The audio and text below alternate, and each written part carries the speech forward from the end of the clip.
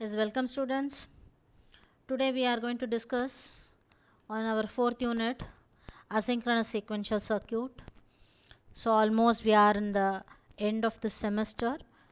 The last unit we are going to discuss on, and what we are going to see in today's topic is introduction about the asynchronous sequential circuit and its analysis procedure, how to form a transition table, what is state table, how to form a flow table, what is primitive flow table, and its circuits. Few examples we are going to discuss today.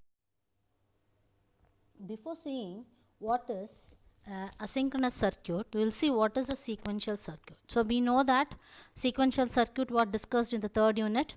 So it consists of a combinational circuit to which a storage element are connected in the feedback path. So here the storage of element is nothing but the memory elements, which is constructed by means of various flip-flops, and this is your combinational circuit which makes use of logic gates.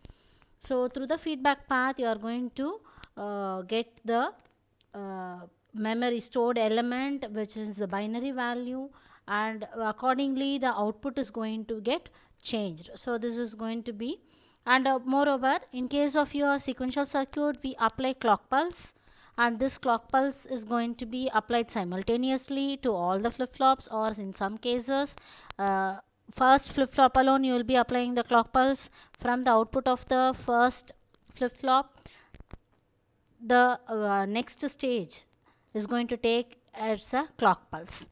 So here you are going to have two types of sequential circuit. One is synchronous, another one is asynchronous. In case of your synchronous, we need clock pulse. The main difference between synchronous and asynchronous is, in case of asynchronous there is no need of the clock pulse. This is the main advantage, and design complexity is going to be more in case of asynchronous, while it is going to be easy in case of asynchronous circuit. So here you will see synchronous versus asynchronous.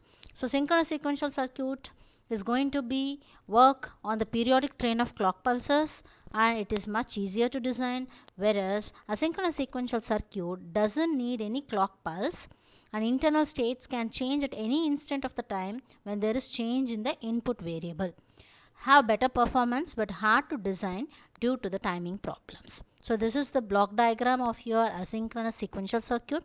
So here also it comprises of a combinational circuit, whereas you are going to have a feedback loop constructed between the next state and the present state. So all these capital Y indicates the next state, and all these small y's indicate the present state, the secondary variables, and in between you are going to have delay introduced between the output and the impact. So this is going to be the feedback path loop created between the next state and the present state.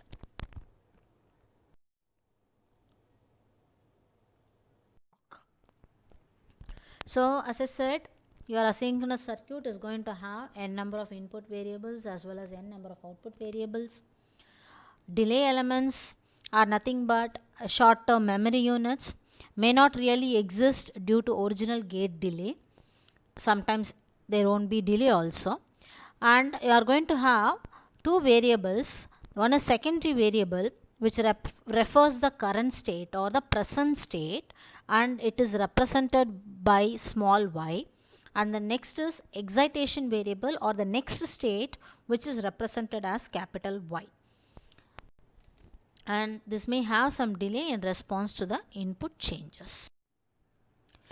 This is going to be operated by means of a fundamental mode. Before that, we will see what is a steady state condition. So when the current state and the next states are the same, then we call the system to be in the steady state or in stable state. Difference between y and y will cause a transition. That is, the next state is capital Y, present state is small y. So there will be a transition. When there occurs a transition, then there will be a difference between y and small y. So when there is a change, then we call it as an unstable state. Okay, is it clear now? So when the present state and the next state are the same, that is y is equal to small y, then we call it as a stable condition. When capital Y is equal to small y, not equal to small y, then it is called as unstable state.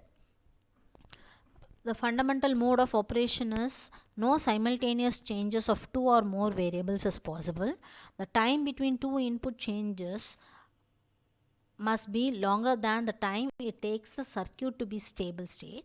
The input signal change one at a time and only when the circuit is in the stable condition. Now we'll see how you are going to analyze the procedure of your asynchronous circuit. So the analysis consists of obtaining a table or a diagram that describes the sequence of internal states and outputs as a function of changes in the input variables. So for this to happen, we should know to build a transition table. From that, we should know how to convert a transition table to a flow table, and we have to identify what is a race condition, race free state assignment, and stability check. Today's session we are going to deal about the transition table and the flow table with few example circuits, and these three topics will be discussed in the later videos. Now we'll see how you are going to build a transition table.